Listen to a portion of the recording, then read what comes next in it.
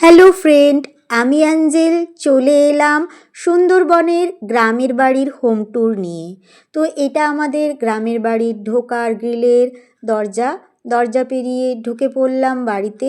আর পাশেই দেখো রয়েছে সুন্দর পুকুর, একদম চকচকে কাঁচের মতো জল আর মনোরম ঠান্ডা হাওয়া দিচ্ছে। আর এটা বাড়ির ঢোকার এন্ট্রান্স। তো আমাদের শহরে বাড়ি রয়েছে, কিন্তু সেটা রেন্টেড। আর সুন্দরবনে আমাদের গ্রামে একদম অরিজিনাল আমাদের নিজের বাড়ি। তো সেটারই ট্যুর আজকে তোমাদের করাবো। তো চলো, সামনেই রয়েছে গাড়ি গ্যারেজ।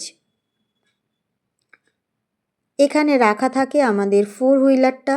তবে আগেই বলি, শহরের মতো ঝাঁ চকচকে বা স্টাইলিশ কিছু নেই, গ্রামের একদম সাদামাটা বাড়ি, যেটার হোম ট্যুর আমি আজকে তোমাদের দেখাবো। এই দেখো কেমন কারি পাতা, কেমন লেবু ধরে আছে গাছে।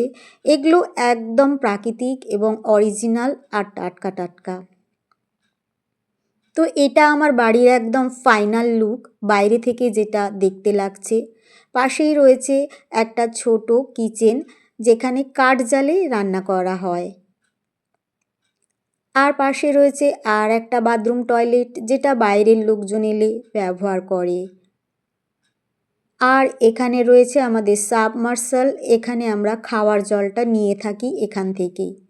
তো চলো এরপর ঢুকে পড়ি আমাদের বাড়ির ভেতরে। এটা আমাদের বাড়ির এন্ট্রান্স, ঢোকার মুখ। তবে আগেই বললাম, চারদিকে সব কিছু ছড়ানো ছেটানো, অগোছালো এবং স্টাইলিশ তো একদমই নয়। তো সামনেই রয়েছিল আমার বড় মাসি, ক্যামেরা দেখে লজ্জা পেয়ে চলে গেল। তো ঢুকে পড়লাম বাড়ির মধ্যে।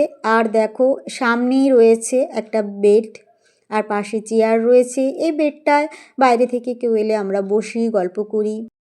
এটা হলো আমাদের ডাইনিং এরিয়া। এটা বাসনপত্র মেজে মা রেখেছে। তো এই বললাম যে কোনো স্টাইল নেই। কদিন আগে আমার বার্থডে ছিল বলে বেলুনগুলো এখনও ঝোলানো রয়েছে, খোলা হয়নি। তো চলে যাচ্ছি একটা বেডরুমে। এটা আমার বেডরুম, বিশেষত আমি যখন গ্রামের বাড়িতে আসি এটাতেই থাকি। আমার মা স্কুল টিচার বলে দেখো সারা ঘরময় শুধু বই খাতা আর বই খাতা।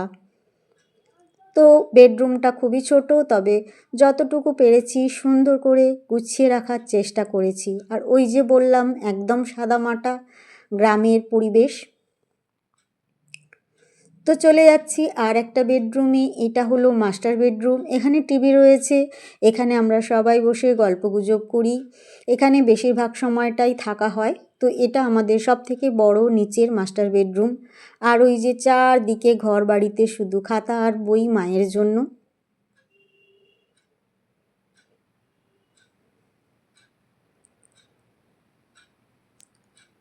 যাই হোক, যতটুকু পেরেছি অগোছলানোর মধ্যেও গুছিয়ে রেখেছি।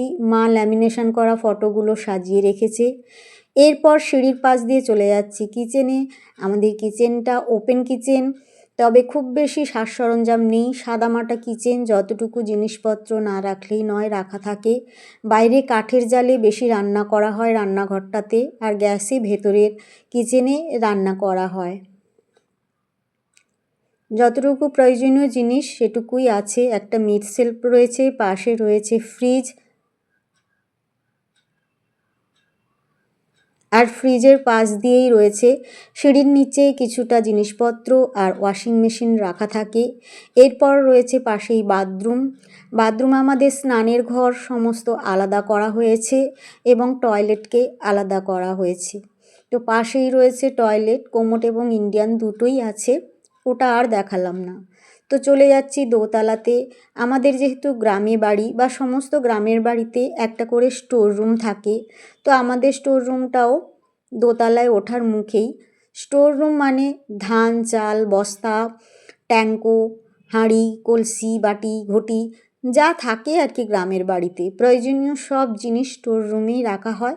তবে আমাদের সারা বাড়িই স্টোর রুম, চারদিকে শুধু জিনিসপত্র আর জিনিসপত্র। তো চলে যাচ্ছি আমাদের দোতলাতে। দোতলাটা নতুন করা হয়েছে, তাই বেশি কিছু দোতলাতে নেই।